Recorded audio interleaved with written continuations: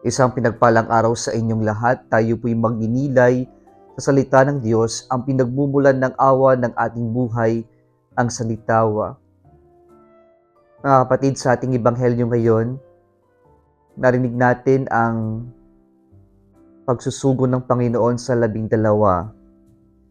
Dito po sa kanyang pagsugo o paghahayo sa kanila, ay nagbigay ang Panginoon ng instructions. Ang una po, sabi ng Panginoon sa kanila, do not take anything for the journey, neither staff, nor bag, nor bread, nor money, and don't even take a spare tunic. Ito po ay tanda na sa pagsugo ng Panginoon sa kanilang mga alagad, napakahalaga na sila ay manindigan o magtiwala sa providence ng Panginoon at sa kabutihan ng mga taong paglilingkuran nila. Pangalawa, sabi dito, whatever house you enter, remain there until you leave that place. And wherever they don't welcome you, leave the town and shake the dust from your feet. It will be as a testimony against them. Dito po ang kahalagahan ay yung stability sa kanilang pagmimisyon. Yung kanilang pananatili ay pagbababad ng oras.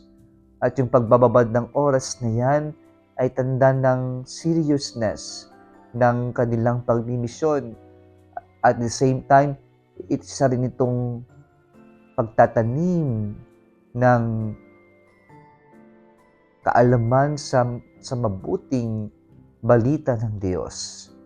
And so sa mission, napakahalaga na mayroong sense of stability, na hindi yung palipat-lipat lamang. Kailangan din nananatili, nagbababad ng oras. A disciple, a missionary should also be immersed in the life of the community so that a missionary understands the situation of the people he is serving.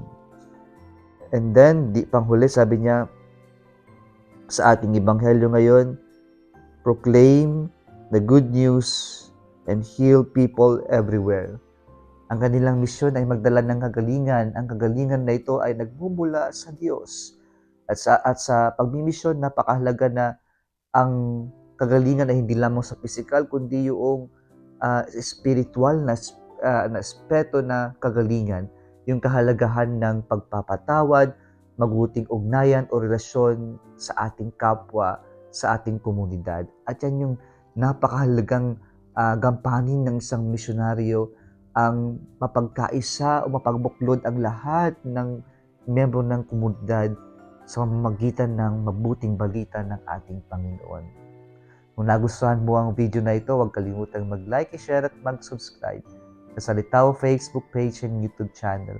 Muli isang pinagpalang araw sa inyong lahat.